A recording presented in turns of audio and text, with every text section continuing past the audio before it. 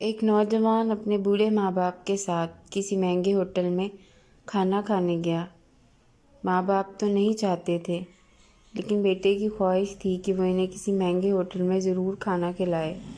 اس لیے اس نے اپنی پہلی تنخواہ ملنے کی خوشی میں ماں باپ جیسی عظیم ہستیوں کے ساتھ شہر کے مہنگے ہوٹل میں لنچ کرنے کا پروگرام بنایا۔ باپ کو ریشے کی بیماری تھی۔ اس کا جسم ہر لمحہ کپکپاہٹ میں رہتا تھا اور ضعیف ماں کو دونوں آنکھوں سے کم دکھائی دیتا تھا۔ یہ شخص اپنے خستہ حال اور بوڑھے ماں باپ کے ہمراہ جب ہوٹل میں داخل ہوا تو وہاں موجود امیر لوگوں نے سر سے پیر تک ان تینوں کو یوں عجیب و غریب نظروں سے دیکھا جیسے وہ وہاں غلطی سے آ گئے ہوں۔ کھانا کھانے کے لیے بیٹا اپنے دونوں ماں باپ کے درمیان بیٹھ گیا۔ وہ ایک نوالہ اپنی ضعیف ماں کے منہ میں ڈالتا، دوسرا نوالہ بوڑھے باپ کے منہ میں۔ کھانے کے دوران کبھی کبھی ریشے کی بیماری کے باعث باپ کا چہرہ ہل جاتا تو روٹی اور سالن کے ذرے باپ کے چہرے اور کپڑوں پر گر جاتے۔ یہی حالت ماں کے ساتھ تھی۔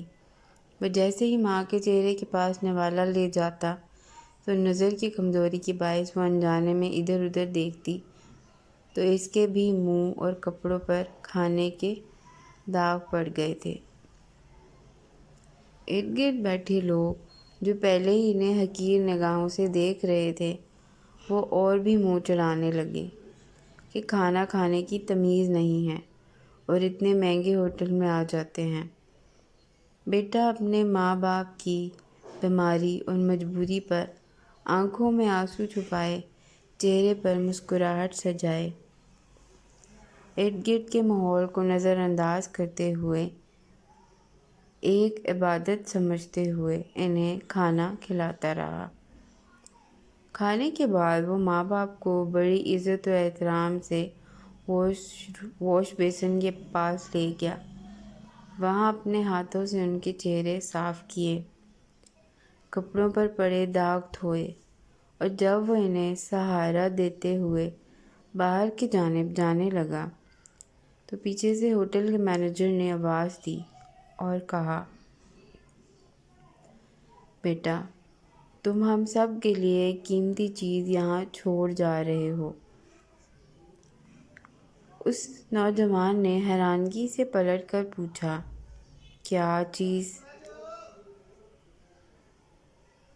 مینیجر اپنی اینک اتار کر آنسو پوچھتے ہوئے بولا، نوجوان بچوں کے لیے سبق اور بوڑھے ماں باپ کے لیے امید۔ ماں باپ ہماری زندگی میں بہت اہمیت رکھتے ہیں، ہمیں ان کی خدمت کرنی چاہیے، ان کا سہارا بننا